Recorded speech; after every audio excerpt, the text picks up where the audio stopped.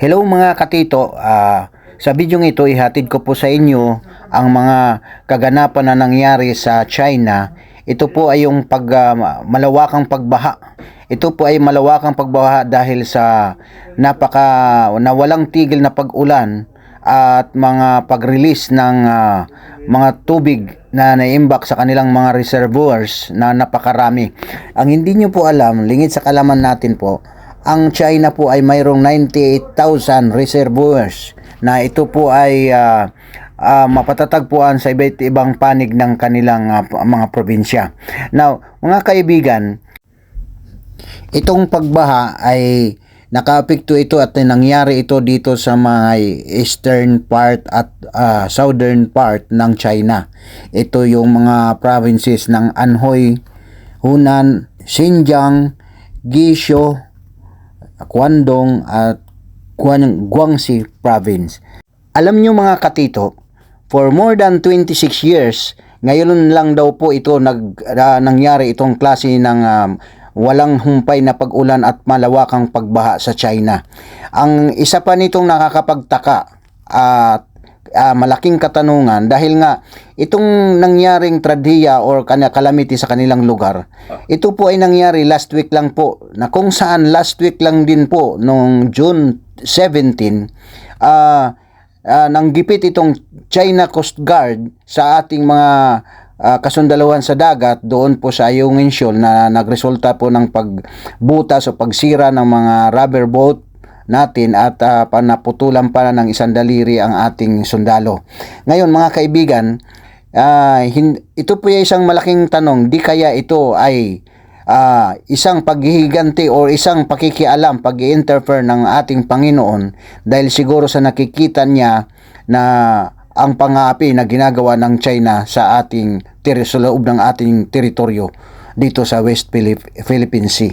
Now mga kaibigan, alam po naman natin na ang biktima rito rin ay ang nadadama yung mga sibilyan na walang kasalanan.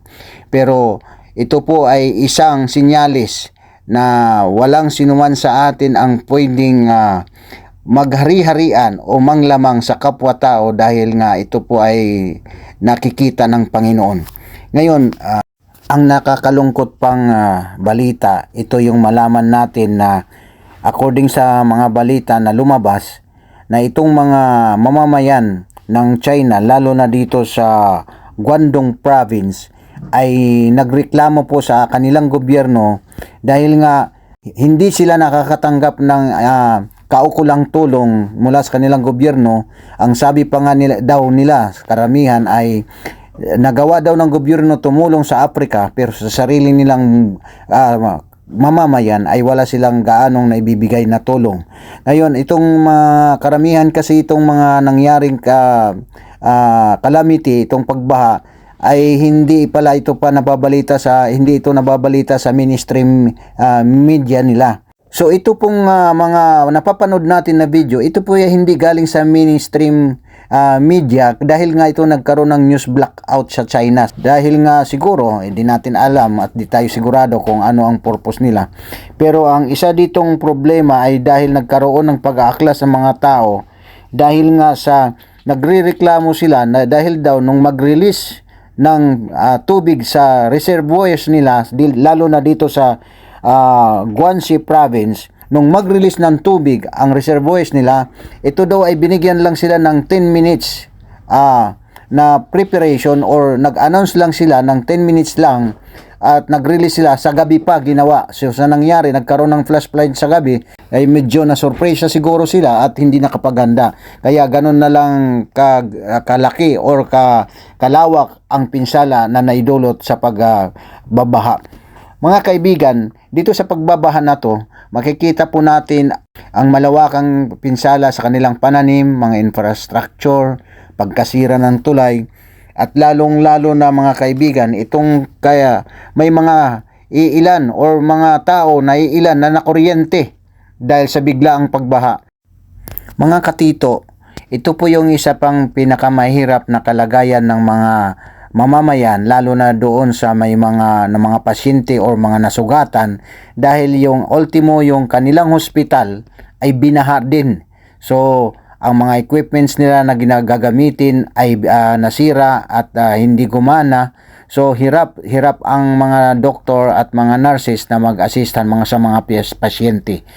At alam nyo ba na pati ang mga railway stations ay nalubog din sa baha. So lahat po na dito sa may eastern at southern part ng China ay napiktuhan po ang mga railway stations, lalo ng kanilang mga malls, pati na rin ang mga bangko. So malaki ang pinsala na naidulot sa kanila, sa ekonomiya, sa kanilang mga pananim, sa kanilang hanap buhay, sa kalagayan ng mga tao. So ito po ay malaking dagok sa kanila. Mga kaibigan, nakakalungkot man isipin, pero ito po lang ay isang patunay na ang Diyos po lahat ang nasusunod. So dito po sa mundong ito ay kailangan po tayo mamuhay na hindi tayo ng api at nanlalamang sa kapwa. Sana ito po ay isang leksyon, malaking leksyon, at sana po ay magising sa katotohanan, lalo na itong mga leader natin sa ating bansa na mga pasaway, na sana ay hindi nila i-take for granted, dahil pag ang Diyos na ang makialam, wala na po tayong magagawa. Ito pong korupsyon na nangyayari sa ating bansa, mga bilyon-bilyon na ninanakaw, ito po ay hindi natin madadala sa ating libingan, dahil may iwan lang po ito sa atin pag tayo ay namatay. Hindi po natin ito madadala sa libingan. Ang importante po, mag-iwan tayo ng mabuting gagawa, or mag-iwan tayo ng magandang alaala sa ating mga kababayan at sa ating kapwa-tao. Dahil po, ang lahat pong ito dito sa mundo ay mawawala ito at hindi natin madala pag tayo ay namatay na. So, I hope itong mga leader natin ng ating bansa na nasakim sa kapangyarihan at pabaya sa ating mamamayan, na walang ibang inisip kundi ang kurap o manling lang sa sambayanang Pilipino. Sana po wag nyo na po hintayin na ang Diyos pa ang makipag-usap sa inyo.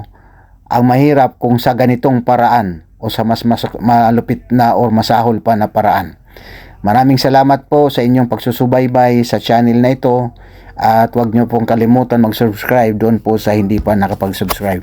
Salamat po sa inyong lahat. God bless us all.